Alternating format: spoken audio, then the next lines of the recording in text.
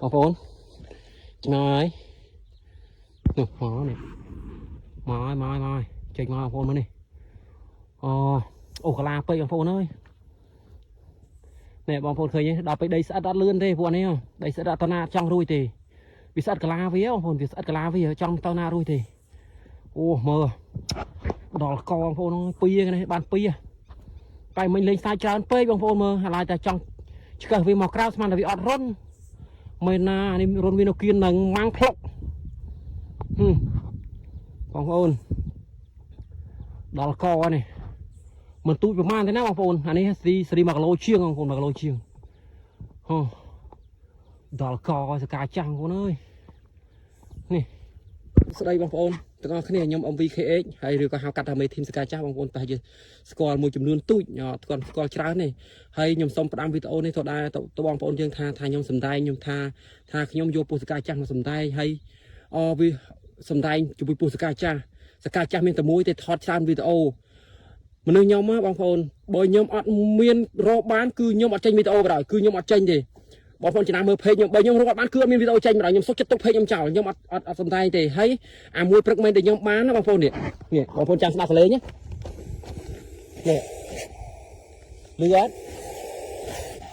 បងប្អូនលឺអត់ហ្នឹងអាមួយហ្នឹងហើយនេះអាមួយទៀតបងប្អូនទៅបានមិញបងប្អូនហ្នឹងអាមិញហ្នឹងបងប្អូនឃើញទេពីរបងប្អូនអត់មានសំដែងទេហើយចាំមើលអាពីរហ្នឹងខ្ញុំយកទៅស្លំជូរខ្នាក់ឬក៏អាំងវាមិនដែលអ្នកណាគេទៅសំដែងយកពូសទៅអាំងយកទៅពូសទៅស្ងោបាត់ហើយមានពូសរស់យកមកសំដែងទៀតទេហើយខ្ញុំនឹងមិនគ្រូទាយគ្រូជប់វាតម្ងន់មែនដើម្បីជប់ឲ្យពូសនឹងរស់យកមកថតសារថ្មីបងប្អូនហ្នឹងហើយសូមផ្ដាំទៅវីដេអូមួយចំនួនការពិតទៅខ្ញុំមិនចង់យកមកនិយាយតែមានបងប្អូនក៏មិនដែរពេលថាវាមិនដែរសកាចាស់ណាសបូមលេះបងប្អូនប្រហែលជាមិនបាននៅតំបន់ខ្ញុំបើសិនជាបងប្អូនមកនៅតំបន់ខ្ញុំប្រហែលជាអាចនឹងជឿថាវីដេអូពិតឬក៏វីដេអូคล้ายអញ្ចឹងតែបងប្អូនអាព្រឹកមិញនោះខ្ញុំបានអាមួយនៅក្នុងក្រោកនោះរស់ទេហើយអាមួយនេះទៀតទៅបានមិញនេះទេហើយឥឡូវម៉ោង7:04ហើយនោះមេឃកំពុងតែមកហើយបងប្អូនខ្ញុំសង្ស័យជាប់ម៉ូតូហើយណាតែជាប់ធ្វើម៉េចវាយើងដើរព្រៃហើយវាតែងតែអញ្ចឹងហ្នឹងហើយអរគុណបងប្អូនហើយកុំភ្លេចជួយ comment ជួយអីលេងផងបងប្អូនអើយเพจថ្មីខ្ញុំមកវិញហើយបងប្អូនเพจ MVKH ខ្ញុំមកវិញហើយអរគុណច្រើនបងប្អូនណែមក